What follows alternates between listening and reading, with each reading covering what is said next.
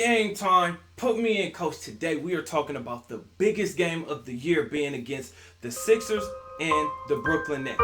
Now, this game was a blowout and it really wasn't that exciting to see, but the lead up coming into this game, you had Ben Simmons versus James Harden. Wait, Ben Simmons didn't play. Okay, we had Kyrie Irving versus James Harden. Wait, everybody was expecting KD versus James Harden. You know who I am.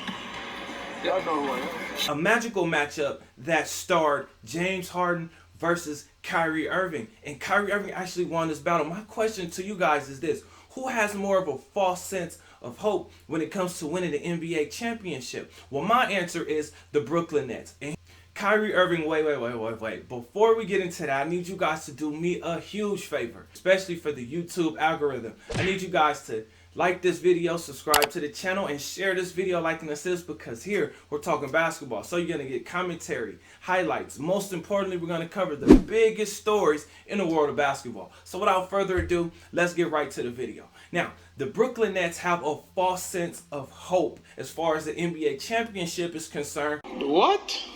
For a bunch of reasons. Here are some of the reasons. Number one, this was an emotional win for the Brooklyn Nets. Both KD and Kyrie talked about how much they knew this game meant for a guy like Ben Simmons. Oh man, this sucks. The Bucks and the Heat are amazing. They have team chemistry, they play defense, and the defense and their defensive teams, which means it's going to be a lot harder for Kyrie and Steph Curry and KD to actually do what they do. Now, I'm not saying anybody can guard Kevin Durant, but Jimmy Butler, Giannis Antetokounmpo, Kyle Lowry, Drew Holiday, they're going to give those guys some fits. James Harden kind of showed that he's more of an offensive player than he is a defensive player. But Kyrie showed me something that was really, really special. Bro, what are you talking about, man? He took the challenge of guarding James Harden, one of the best ISO players in the NBA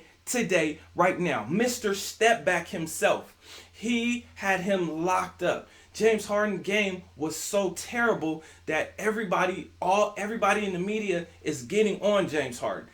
Damn, bro. We didn't know you were gonna be this bad. I always say, if you are a jump shooter, expect to have bad games. You must be able to do more than just shoot the ball. Kyrie Irving is a prolific scorer, but he showed that he can play defense. So I'm sure LeBron and everybody else that has played with Kyrie has been wondering, where the hell has that defense been?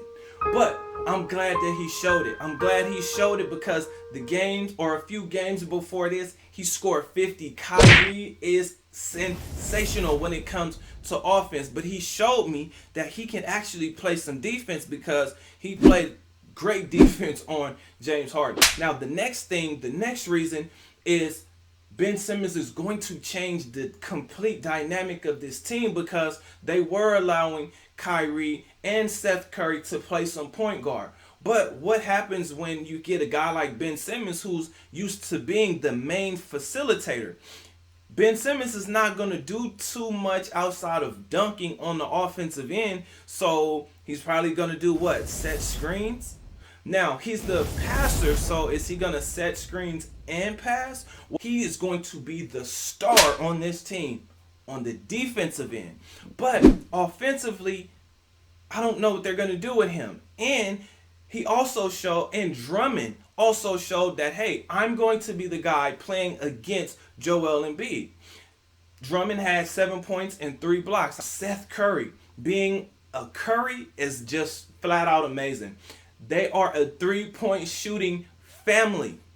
Seth Curry had 26 points and 5 assists. Kyrie Irving had 27 points and 5 assists, which that's one of the biggest problems I have with Kyrie, is the fact that as amazing as he is using both hands, why does he not average more assists? He would be extremely unguardable if he was passing the ball, because now the defense would have to play back at least a step or two just to try to defend the passes that Kyrie could make, because I've seen him throw dimes. KD was his usual self, giving us 34 points and 7 assists. Now, he had more assists than Seth Curry, a guard, and Kyrie Irving a guard. That's what I have a problem with, because we know Kevin Durant just came back from an injury. So for me, seeing him play was amazing, but I'm always worried and wondering, like, dang, I hope he does not get hurt again trying to do too much. I'm not overreacting to this loss. I know that this was a blowout and it was actually much uglier. What? I'm not overreacting to this 29-point loss, although I should. Come on, Doc. What the hell are you doing? You shouldn't be losing by 29 points. And this game was actually way more out of hand than 29 points. I actually kind of stopped watching it when they were almost down by 40 points. What I noticed that the Sixers really has to change, and the reason why I don't think that the Sixers have a false sense of hope is because they know that they're looking for that third and fourth scorer. For me, Tyrese Maxey looks like the backup point guard.